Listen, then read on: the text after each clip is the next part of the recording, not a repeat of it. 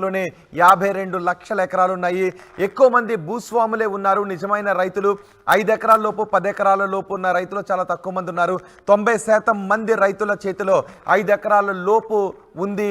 So capping పెట్టాలి అనే విషయం పైన అధికారులు ఆలోచిస్తున్నట్టుగా తెలుస్తుంది. ముఖ్యమంత్రి రేవంత్ రెడ్డి ఈ విషయానికి సంబంధించి స్పష్టమైన ఆదేశాలు ఇవ్వబోతున్నారు.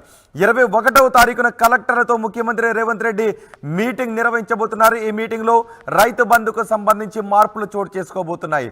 మా ప్రతినిధి మధుతో మాట్లాడదాం. మధు, రైతు బంధులో ఎటువంటి మార్పులు చోటు చేసుకునే అవకాశం ఉంది?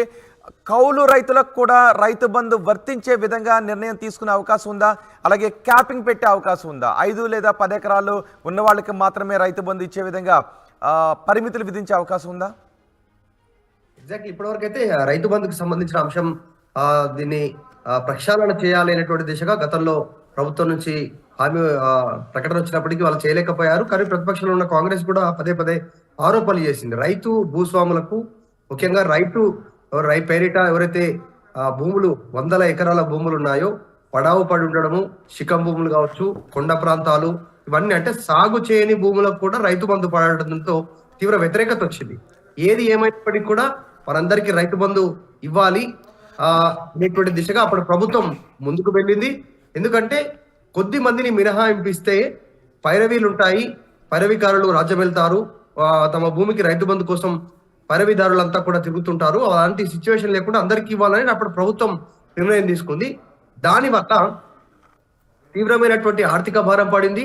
ఎందుకంటే మొత్తం 90% సాగు చేసేటువంటి భూములంతా కూడా చిన్న సన్నకారు రైతుల చేతుల్లోనే ఉన్నాయి. మనం చూసాం కేవలం ఒక 5% నుంచి ఒక 10% మంది చేతుల్లో 5 నుంచి 10 ఎకరాలు, 10 నుంచి పైన ఉండేటువంటి ఎకరాలన్నీ కూడా వాళ్ళ చేతుల్లో ఉన్నాయి.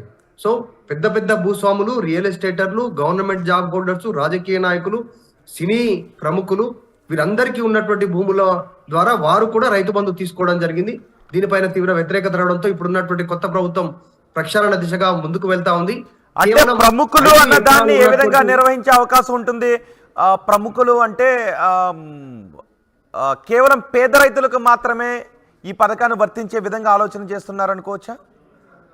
ఖచ్చితంగా కేవలం 5 ఎకరాలు ఉన్నటువంటి వారికి, 5 ఎకరాల లోపు ఉన్నటువంటి వారికి ఇవ్వాలనేటువంటి నిర్ణయం తీసుకుంటున్నట్టుగా తెలుస్తా ఉంది. ఎక్కువ శాతం మొగ్గు ముఖ్యమంత్రి రేవంత్ రెడ్డి 5 ఎకరాల లోపు ఉన్నటువంటి వారికి తన సూచన చేసినట్టుగా తెలుస్తా ఉంది. ఎందుకంటే 90% సాగు భూమి ప్రస్తుతం వారి చేతుల్లోనే ఉంది. 5 ఎకరాల లోపలనే, 5 నుంచి 10 ఎకరాల లోపల ఉన్నటువంటి వారు కూడా కేవలం కొద్ది మంది మాత్రమే ఉండడం, వారికి సంబంధించినటువంటి చేతుల్లో 22 లక్షల ఎకరాల భూమి ఉండడం, 10 ఎకరాల లోపు తీసుకోవాలా వద్దా అనేటువంటిది ఆలోచన చేస్తున్నట్టుగా తెలుస్తా ఉంది. దీనికి సంబంధించిన మార్గదర్శకాలపైన వ్యవసాయ శాఖ అధికారులు ఇప్పటికే దృష్టి పెట్టారు, కసరత్తు చేస్తున్నారు. వచ్చేటువంటి వానాకాలంతో టైంలో ఈ రైతు బంధు ఏదైతే గతంలో హామీ ఇచ్చడం జరిగిందో, గత ప్రభుత్వం ఎకరానికి 2018లో 4,000 ఇచ్చింది, తర్వాత దాన్ని 5,000గా పెంచింది ఎకరానికి. తర్వాత ఇప్పుడు వచ్చినటువంటి ప్రభుత్వం ఎకరానికి 15,000 చొప్పున ఇస్తామనేటువంటిది చెప్తున్నట్టు 2 దఫాలుగా, ఒక రబీ ఒకటి, తర్వాత వర్షాకాలం 2 రకాలకు కలిపి 15,000 ఇస్తామని చెప్తున్నారు.